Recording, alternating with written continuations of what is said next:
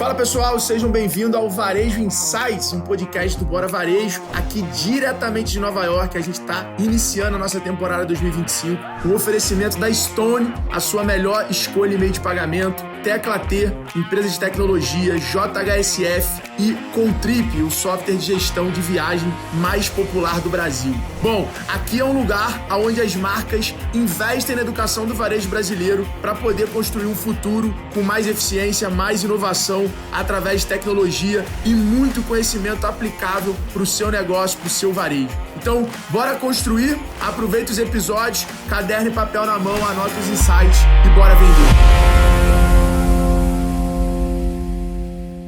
Olá, estamos aqui mais uma vez para mais um episódio do podcast Bora Varejo. Agradecer aos nossos patrocinadores, JHSF, a Stone, também a Tecla T e a Contrip. E hoje nós estamos aqui com o Thiago Varejo e o Guilherme da Smart NX. Ambos têm empresas distintas. Nós vamos falar um pouco sobre isso. O tema do nosso podcast hoje é profissionalização e a sucessão, e cada um tem uma história diferente, E eu queria que vocês dois se apresentassem, Vamos começar com você, Thiago. Bom, eu sou o Thiago Varejo, tenho varejo no nome porque sou apaixonado e desde criança que meu pai fundou a loja, então depois eu entrei, transformou numa rede de lojas e a gente está exatamente passando por um momento que eu preciso sair da operação, sair da loja, sofrendo pra caramba. Tomei até remédio, tive que entrar com remédio, porque é 30 anos fazendo a mesma coisa. E ao mesmo tempo tendo que organizar e com aquele receio, E quem virá para ficar no meu lugar. Então, vou aprender muito aqui, eu tenho certeza. Bacana. Bom, sou o Guilherme Honório, fundador da Smart NX, São 15 anos de jornada aí, eu fico brincando, eu tenho uma postagem no meu LinkedIn que é do zero a IPO, Então, fundei a empresa desde R$1, de faturamento e consegui listar em Nasdaq em 2023.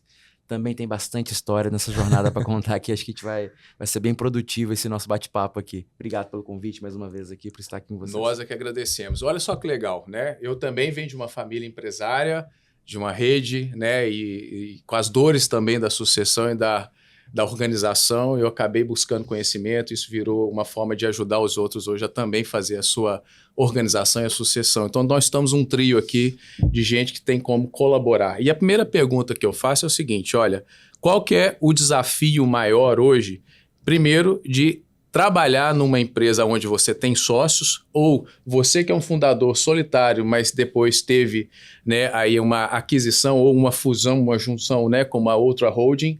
Como é que é esse desafio? E aí, fica à vontade para quem quiser colocar primeiro. Thiago. Bom, são inúmeros desafios. Eu acho que no meu caso, que tem também família envolvida, Os meus sócios são familiares, é irmão, é pai, é mãe. Tem muito da questão do comportamento. Então, o comportamento das pessoas, a inteligência emocional acaba interferindo muito. E por falta de uma organização, uma profissionalização do negócio, aí é que a coisa fica feia mesmo. Então, sem um método ou sem alguém para nos ajudar, a gente já percebeu lá atrás que estava ficando muito difícil, prejudicando até a família, a falta de profissionalizar. Foi onde a gente começou a desenvolver, por nossa conta, sim, da forma como a gente sabia, pesquisando, alguns meios de organizar e tornar mais leve essa convivência. E aí a gente, por exemplo, uma coisa do dia a dia que acontecia muito, de não ter uma reunião formal entre os sócios, que é pai, mãe e irmão. O que a gente fazia? Conversava no almoço do domingo e no corredor um gritava com o outro. Então não víamos como necessária essa reunião formal. Já foi um negócio que... criar esse momento da reunião formal entre a família que trabalha... já criou um pouco mais dessa organização. Essa reunião é de sócios. Ótimo. Pronto. E ajudou nesse relacionamento, Isso. Deixa eu só fazer uma ponte. Você que nasceu sozinho, Guilherme, como é que foi dar conta de começar uma coisa sozinho, caminhar, e que hora que você achou que deveria ter alguém como sócio para entrar e somar?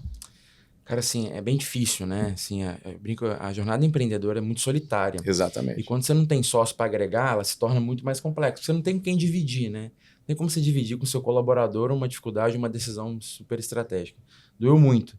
Antes de abrir a IPO, eu fiz até um programa na empresa chamado Notáveis, que era para trazer mais sócios, para poder dividir a bagagem. A gente cresceu bastante e tal. Mas te falo que, assim, muitas das minhas dores, a gente estava combinando aqui, conversando nos bastidores, né? Da dificuldade que é tomar essas decisões, cara, eu passei muito perrengue, porque é difícil se dividir. E não dá para dividir com amigo, né? Então, assim, foram decisões muito complexas que você acaba acarretando. E a carga emocional é muito grande, porque você acaba tomando uma decisão sozinho sobre aquilo. E se errou, não tem quem fala, putz, eu tive uma opinião A ou B. Mas acaba que, assim, acaba que você sempre divide com alguns amigos e mentores e tudo. Mas te confesso que me faltou. Muitas vezes eu queria ter, sim, um sócio para dividir aquele peso, compartilhar aquela dificuldade, ouvir a opinião. E eu acabava fazendo isso muito em São Paulo, com alguns amigos e tudo mais. Mas eu te falo que a parte mais difícil disso tudo é realmente você ter esse peso sobre as costas sem ter com quem dividir e falar. Bem complexo. Mas também te confesso que se fosse familiar, eu acho que é um ponto que eu não sei nem como é que é lidar, né? Conta um pouquinho pra gente. O bom de ser familiar é que você tem uma confiança, né, a mais ali, você tem também uma liberdade. Agora eu tô experimentando também, porque como agora eu tenho uma outra empresa com outros sócios que não são meus familiares, eu tô experimentando uma outra forma também de sociedade. E a sociedade assim, tá envolvido mais uma vez ali a questão do ser humano, do relacionamento. É um casamento. É um casamento. Então, esses outros dois sócios, o Pedro e o Gustavo, que a gente agora tem essa outra empresa, tá dando muito certo à sociedade, porque como pessoas, nós damos também muito certo. Porque se não tivesse tido esse match como amigos ali, como pessoas, talvez não teria tão resultado na empresa. Como é que você divide essa autonomia? Porque no meu caso você brincou, eu era sozinho, então eu tinha autonomia total, o que é muito ruim às vezes, você acaba errando muito. Como é que você divide a autonomia? Uma coisa que eu procurei muito quando a gente estava procurando, né, sócios, era que fossem pessoas complementares, que não fossem pessoas que quisessem ali fazer o mesmo que eu gosto de fazer. Então, lá eu sou o comunicador, eu gosto da parte de marketing, de vendas, Gustavo gosta de estratégia, gosta dos bastidores. Então, esse é um ponto que me permite fazer com que a gente não brigue pela mesma tarefa. Então, uma coisa que você está deixando claro aqui para todo mundo é o seguinte, que quando numa sociedade, seja ela familiar ou não, é muito bem definido os papéis e as qualidades, vamos falar assim, os talentos que cada um tem, isso fica mais fácil do relacionamento e da operação acontecer? Sim, a própria autonomia. Como o Gustavo e o Pedro fazem muito bem aquilo que eu não gosto de fazer e que por aí eu não sei muito bem fazer também, então eu entrego assim com tranquilidade. E engraçado que lá na minha família também, na minha empresa familiar, o meu irmão, ele é o cara pragmático do financeiro, que não é muito minha praia, então eu fico à vontade para deixar com ele. A minha irmã também, ela apaixonou com compras, então fica à vontade para deixar. Então entender esse sócio assim, se ele... Com complementar ele né? Mas assim, o importante das relações é entender, mas é respeitar espaço, né? O espaço também. Isso acontece lá na sua família? Aí tem um ponto que eu acho que entra muito pros compartilhamento de valores ali. Entendi. Acredita no mesmo que eu acredito, valoriza o que eu acredito, e aí um não quer se sobrepor ao outro, sabe? Tem mesmo uma parceria. Isso na família ou na sua sociedade com os que na não família são familiares? É mais difícil, porque Entendi. tem essa liberdade, né? Igual, imagina a minha mãe fundou a empresa, eu falar para ela e ser incisivo e falar assim, você não vai fazer do seu jeito, vai fazer desse jeito porque é o melhor. Não fica uma relação muito legal. Então, isso prejudica. O excesso de liberdade, o próprio papel de mãe, de pai, de filho, nos coloca em alguns momentos com uma dificuldade em dar autonomia ou em ser mais incisivo e ir para o embate ali. Agora, Guilherme, você falou o seguinte, né? Você trouxe com você sócio, né, do programa de talentos, Notáveis, é isso? notáveis. Notáveis, né? 12 pessoas. Foram 12 associados? São 12 pessoas. Foi uma jornada, né? Como se fosse partnership? Eles se Exato, tornaram... partnership, foi 2 anos de vesting, as pessoas elas tiveram que comprar num day. Perfeito. Elas tinham que pagar, elas tinham um percentual da companhia e esse percentual ele era transformado em equity. Então, se der, um exemplo bobo, sei lá, deu R$1.000 de lucro. E aí a pessoa tinha lá 10%, então ela tinha R$100 e R$100 eram convertidos em cota, ela tinha um programa para ser pago. Foi muito legal o programa. Mas me diga uma coisa, quando você começou a trazer essa turma, né, para andar junto com você deixou de ser sozinho. As decisões vamos falar assim, as responsabilidades ainda sobrepunham sobre você ou você conseguiu fazer esse time de sócios aonde nós estávamos falando aqui, olha, você agora toca essa operação, você conseguiu fazer isso ou ainda você ficou centralizando? Cara, foi um super aprendizado, né? Porque essas pessoas se tornaram sócios pela sua proeficiência em dev, compras, financeiro, comercial e tal. E aí, no momento, assim, quando a gente tem que saber entender o quão é importante aquela pessoa e a opinião dela e por que ela se tornou sócio, né? Então, no primeiro momento, eu queria que elas fossem sócios nas estratégias gerais da companhia. Então, você pensa que a pessoa estava comigo há 5, 6 anos e, de repente, ela se tornou sócio da companhia. Eu não podia pegar uma pessoa que era, sei lá, um desenvolvedor, tinha um sócio desenvolvedor lá, e tomar decisão estratégica no financeiro. Ele não entendia de financeiro. Então, eu demorei a entender o papel de cada uma dessas pessoas, como eram 12, né? E aí eu lembro que, em dado momento, nos primeiros momentos, eu queria compartilhar muito sobre a estratégia global e eu percebi que as pessoas elas não estavam andando. Porque, na prática, a proeficiência dela ou era em compras, ou era em desenvolvimento, ou era em vendas. E aí, o que eu fiz, né? Basicamente, é o que você falou. Putz, se você se tornou sócio dessa companhia, você é um excelente comprador, um excelente desenvolvedor, continue sendo essa pessoa em desenvolvimento. Perfeito. E cada um com a sua estratégia. Então, eu continuei, num dado momento, depois de 6, 7 meses, eu entendi isso.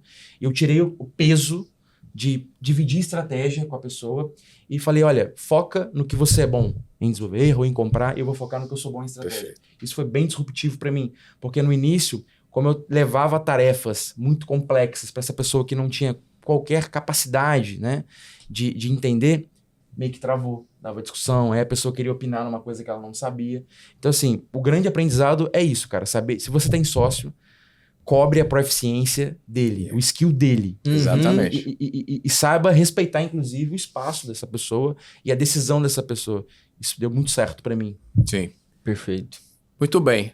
Eu queria agora colocar uma pimenta aí, né? Vocês acreditam que a sucessão bem feita, né, é só aquela que, de fato, o sócio é que vai assumir esse lugar, né, do sucedido, ou você acredita que terceiros, né, ou gestores, executivos que não são da sociedade conseguem fazer muito bem essa sucessão? Me fala de uma empresa familiar, se isso funciona. Então, lá nas nossas lojas, como eu estava responsável por vendas, pelo comercial ali, e agora eu precisando sair, a gente vai ter que trazer uma pessoa em algum momento de fora. Que não seja sócio, né? Que é do mercado. Que é do mercado, exato. E ali E aí você acha que vai surgir muitos conflitos por isso? Porque é uma empresa que genuinamente respeita essa coisa da sociedade familiar e vem um de fora com ideias completamente diferentes e valores diferentes. Você isso que eu estou vai ter? ansioso para descobrir. Porque até então era família, então o jeito de falar, o jeito de comportar, de se organizar... Muitas vezes você não se organiza tanto porque está entre família. Sim. Então, quando vem essa pessoa de fora, vai mudar muita coisa. E a gente está com essa dificuldade de quem colocar, por onde começar e o que fazer antes para que seja uma experiência boa para essa pessoa também. Entendi. Então, a gente está muito preocupado agora em organizar. E pensando na chegada dessa pessoa de fora, encontrar a casa mais organizada, mais profissionalizada, para que ela possa também entregar e desempenhar o papel dela, porque senão ela vai se frustrar. Entendi. Guilherme, você que trouxe os 12 notáveis aí, né? A pergunta que eu fiz é o seguinte, eles são seus sócios, né? Mas você consegue conceber a sua empresa sem, né, mesmo com esse sócio, sendo administrada ou gerida por um terceiro? Olha que bacana, né? Acho que esse programa ele foi em 2019, né? Foram 12 sócios. Atualmente, na companhia, tem 4 sócios, né? Acabou que alguns vestiram, outros saíram e tal. Entendi. Quando eu falo de sucessão, assim, a primeira coisa que vem na minha cabeça é, eu preciso que, normalmente, quando você tem uma companhia, né, ela tem sempre a cara do dono. Exato. E aí os clientes acabam, a empresa é do Guilherme. Então, hoje eu tenho batido muito forte na tecla com o time que a empresa ela tem que ser a Smart. E a Smart tem um time hoje, a Smart NX hoje são 120 pessoas e tudo. Perfeito. Então, o que eu fiz agora, né? O tempo passou, né? Nós estamos em 2025. Eu tenho, dos quatro que sobraram, 3 se tornaram diretores. Tá? Então, eu tô programando uma sucessão porque eu quero que as pessoas elas entendam que a marca não é o Guilherme, sim uma companhia. E esses diretores eu dividi em 4 eixos, né? Então, vendas, operações, desenvolvimento e financeiro. Tá? Olha que interessante, uma dessas pessoas, dos 4 que ficaram, 3 são diretores e o outro não é diretor. Mas ele cuida de inovação na companhia. Então, por mais que ele não tenha um cargo de diretoria, ele é muito bom em inovação. Entendi. Então, a gente especializou. Então, eu tenho feito... Qual que é o meu maior desafio hoje? Não entrar. Então, você como sócio, como diretor e fundador, no meu caso, que fundei, às vezes eu vejo uma situação que facilmente eu resolveria em 2, 3 minutos e eu deixo a turma bater cabeça, tentar. Então, hoje o meu maior desafio como CEO, de fato, é realmente trazer essas pessoas, incentivá-las para que elas possam errar e crescer. E principalmente torná-las melhor do que eu. E hoje eu já sinto muito isso. Várias das áreas, as decisões que são tomadas, seriam decisões que talvez eu não tomaria. Mas eu não estou no dia a dia da operação. E eles estão. Então, respeitar essa decisão e entender que ele tem um contexto maior que o meu por estar na operação, foi o meu grande desafio. Hoje eu tenho percebido que está dando muito certo. E deixar ele na borda. E eu percebo cada vez mais que eles têm tomado decisões cada vez mais assertivas, inclusive decisões que eu não tomaria melhores do que eu. Então tem sido muito, para mim tem sido muito de muito bom grado essa sucessão e está se tornando de uma maneira bem interessante, mas eu tive que me reconstruir como CEO. Olha só, Guilherme, você falando isso, né, dizendo assim, eu estou preparando a turma para ser melhor do que eu. Existe uma máxima que a gente consegue fazer uma boa sucessão quando a gente traz pessoas melhores e que saibam mais do que eu do próprio dia a dia do negócio, né? E essa pessoa não necessariamente ela foi formada na empresa. Tem pessoas que no mercado são muito mais avançados, né, e competentes. E a companhia, quando traz essas pessoas, ela tende a exponenciar o crescimento dela. Você está fazendo essa turma ficar boa ou melhor do que você dentro de casa. Exato, Agora, eu quero jogar a provocação para o Thiago. Eu sei que eu venho de uma empresa familiar e quando você fala da sua mãe e da dificuldade de você como filho provocar a sua mãe e falar, olha, mãe, não é por aí, né? Eu sei o tanto que é difícil a família e os membros da família empresária aceitarem pessoas melhores ou aceitar que elas precisam de trazer pessoas mais inteligentes daquela operação do que eles. Lá na sua família você encontra essa dificuldade? Eles estão preparados para trazer gente melhor do que eles? Você está preparado para trazer uma pessoa muito melhor do que você para tocar hoje aonde você está deixando? Pois eu vejo agora o quanto que dar essa abertura é importante por causa dos meus sócios nessa outra empresa, Entendi. Que é totalmente digital, e aí é uma área que eu não domino, entreguei na mão deles, dei autonomia e fazem coisas que eu... São muito melhores que você, muito né? melhores do que eu. Agora, em família, isso realmente é mais difícil. Tem ali um pouco de vaidade, né? Um pouco... Sempre foi assim, mas quando eu criei foi dessa forma. Então, é algo muito mais complexo, porque a gente não está falando só de cargos. Sim. Tem muita emoção ali envolvida. Pois a provocação que eu estou falando, e você está conseguindo fazer isso, talvez porque você não veio com pai, mãe, irmão, né, que fundou o negócio. Então, seu sócio não é do mesmo sangue. Exatamente, você entendeu, né, da mesma forma que eu, né, da minha empresa também. Hoje eu já não estou mais na operação, nem eu e meu sócio que fundou, né, que a gente fundou. Hoje nós já temos uma operação totalmente gerida pela equipe que tiver, né, foi formada por nós, né, os nossos notáveis, né, e hoje nós já temos a CEO, que é a Dave, e ela toca a operação. Que é de fora da família. Nossa empresa já não é familiar, né? Na realidade... Fizeram a transição, então. Fizemos já a transição. Então, hoje nós já estamos com a 3ª geração, né, de funcionários que entraram lá, né, a empresa tem 21 anos, e aí a gente começou, então a Debbie hoje, que estava com a gente há 14 anos, se tornou nossa sócia há 2 anos e assumiu já hoje o papel do CEO. Mas por quê? Porque é muito melhor do que eu. Muito melhor do que o meu sócio, né? E a turma que está abaixo, já tocando a operação, é muito melhor do que nós. Não no sentido da experiência de 20 e tantos anos, mas é no sentido técnico, no sentido de velocidade. No contexto atual, né? E não Sim. só isso, estão mais aptos a buscar no mercado, entender mais rápido e, obviamente, apoia-se na gente em relação a conselho. Aí Uma coisa que é resultado, sabe? Quando a pessoa começa a gerar resultado, vai ganhando confiança. Sim. Então é muito sobre isso também. O problema é dar essa autonomia para que ela possa tomando as decisões dela. E esse é o grande dilema da empresa familiar. Então, esse é o grande dilema da empresa familiar. Mas o que eu queria colocar aqui, até mesmo em termos de crescimento, né? Como é que vocês conseguem fazer ou pensar em crescimento na empresa de vocês? Você, que é completamente diferente do Thiago, né, Guilherme? Como é que vocês conseguem pensar no crescimento baseado ainda em vocês e você baseado ainda na família? Como é que vocês estão falando isso lá de crescimento na família? Como é que você está falando hoje na sua empresa em termos de crescimento? Bom, esse ano foi muito engraçado. Não engraçado, não, esse ano foi muito peculiar, porque pela primeira vez a meta veio do time, não de mim. Perfeito. Então eu conversei com a minha diretora comercial, falei, olha, eu acho que dá X, YZ. Ela se afundou nos números da companhia. Eu falei, olha, chefe, não dá o XYZ, dá o N.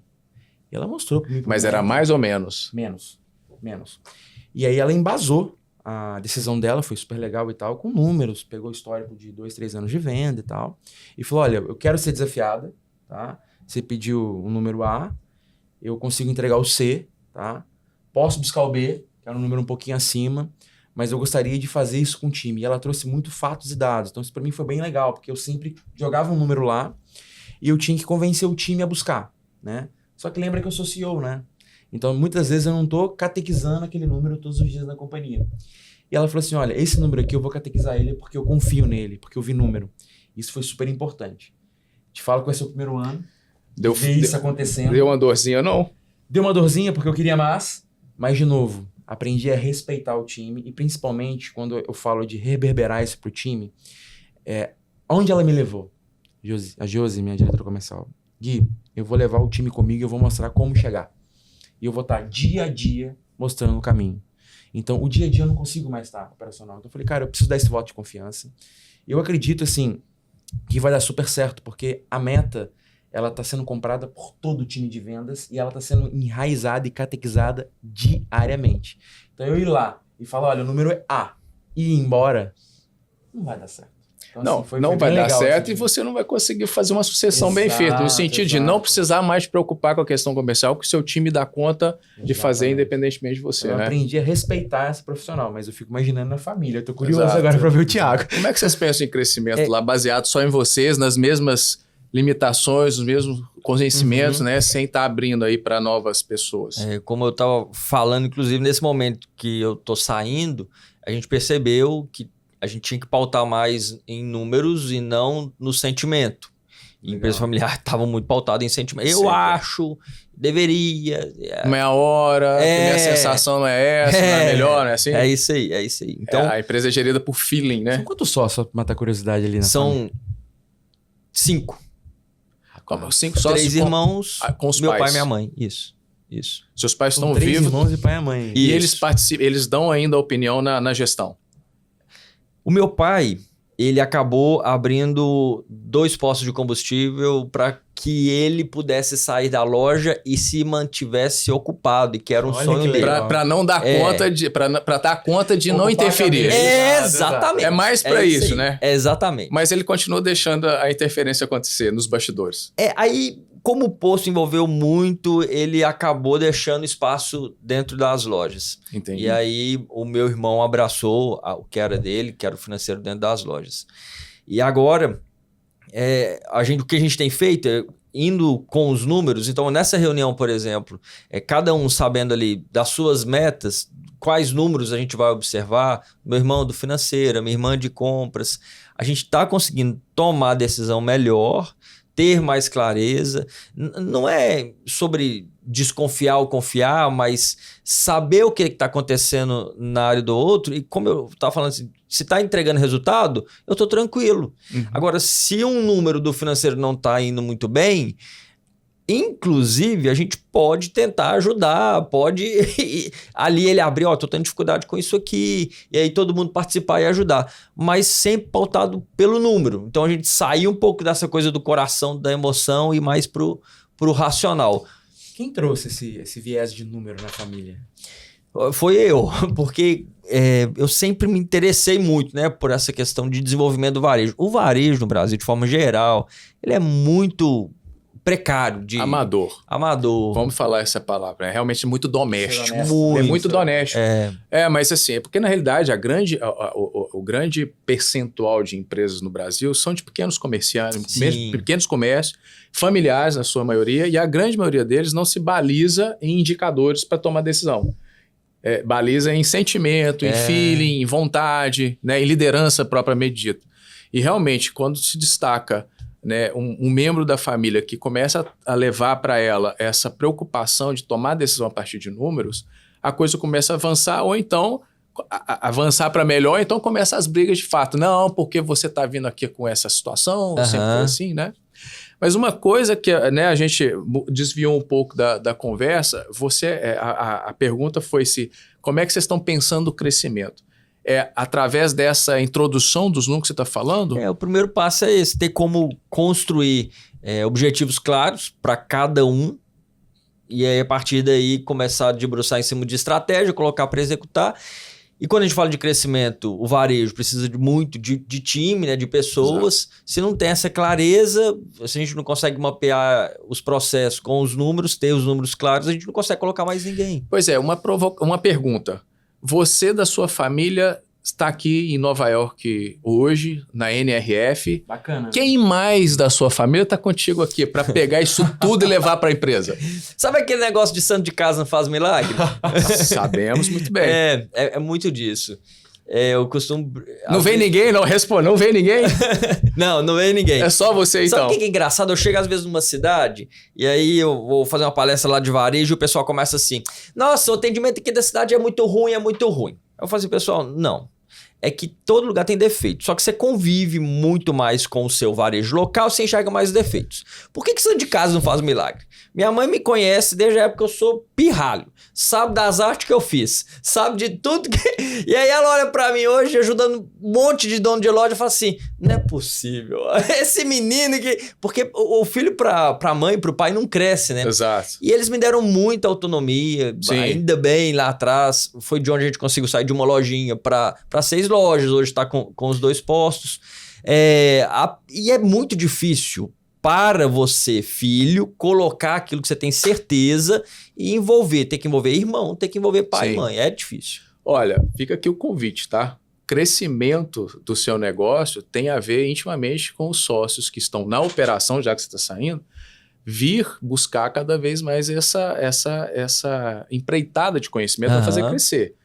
Lógico que você já deve ter tentado e eu concordo que santo de casa não faz milagre, né? É o que você acabou de contar. Mas um grande desafio para o varejo nosso no Brasil é realmente se profissionalizar através de conhecimento. E aqui na NRF é o kick-off, né? Do pensamento, né? Do ano, das tendências, aqui, né? E que de fato ajuda bastante, né? Agora me fala uma coisa, e sócios seus, tá aqui também?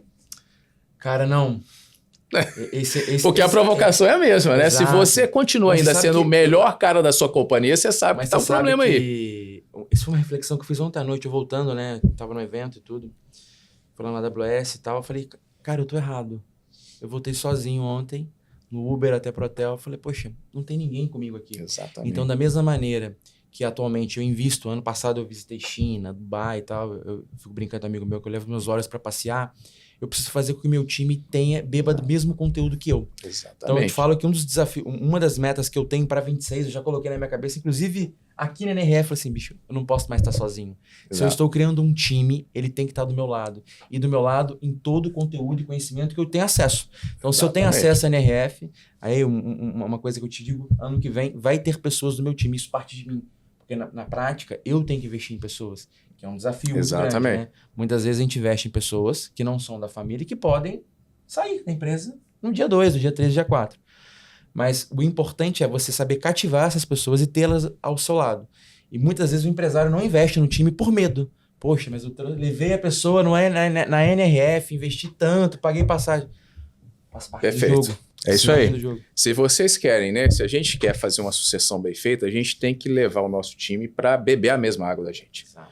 Não adianta. Se a gente não construir essa cultura em nós dificilmente vamos fazer a empresa crescer e dar conta de sair da operação para ver a turma andar sozinha. E em todos os sentidos, né, Marlon? Eu gosto também muito, não só a parte técnica, mas também de falar daquilo que eu acredito, de me posicionar junto com o time, de envolvê-los até em discussão aí que tá acontecendo. Mas quando você consegue fazer isso no loco, você está bebendo junto com eles, sim, com certeza. fica mais quente e a empresa absorve isso em termos de crescimento e prosperidade. Bom, a gente precisa de chegar ao fim. Palavras finais, Guilherme. Cara, então, acho que falei tanto de time aqui. No final do dia, a gente tem que acreditar em quem está do nosso lado, seja família, seja pessoas. Eu acho que continuar acreditando e investindo em pessoas. Parabéns pelo seu desafio. Acho que todos nós temos um desafio gigante. Mas no final do dia, resiliência, né? Insistir, tentar, errar. Eu sempre tenho uma palavra que eu falo, erre pela ação e não pela omissão. Perfeito, Acho que é um pouco perfeito. disso. Muito bem. E você, Thiago? Bom, pela NRF, os assuntos lá, pela nossa conversa aqui, o podcast de mais cedo, sempre tá voltando para pessoas, né? Exatamente. Então, é incrível como que negócios, para quem tá de fora, às vezes pensa que é número, pensa que é produto, e é sempre pessoas. Então, o recado que eu queria deixar é de olhar cada vez mais para as pessoas, nesse sentido de entender tanto o comportamento, as habilidades, mas também valores. É muito importante que a gente tenha junto aquelas pessoas que acreditam no que a gente acredita. Torna tudo muito mais fácil. Muito bem. Obrigado, Thiago, por mais essa participação. Tá aprendendo aqui com vocês. Quer dizer, obrigado, Guilherme. Valeu demais. Seguimos a NRF, né? Seguimos, né? Estamos só no início, né? Bom, mais uma vez, pessoal, muito obrigado por estar conosco acompanhando. Queremos agradecer novamente aos nossos patrocinadores, porque se não fosse eles, isso aqui tudo não podia acontecer, né? A JHSF, a Stone, a Trecatle e a Contrip. Bom, fique aí com a gente, nos acompanhe nas redes sociais, segue lá, Bora Varejo, seu Instagram. Guilherme, HOJF. Thiago, com th.varejo. E Marlon Rocha Amaral e Formatar.consultoria. Valeu, gente! E aí, curtiu esse episódio? Não esquece de seguir aqui o nosso canal e, sem dúvida, seguir o nosso perfil no Instagram, @BoraVarejo, para que você tenha mais acesso a conteúdo sobre varejo, com qualidade e aplicabilidade no seu negócio. Até o próximo episódio e tamo junto!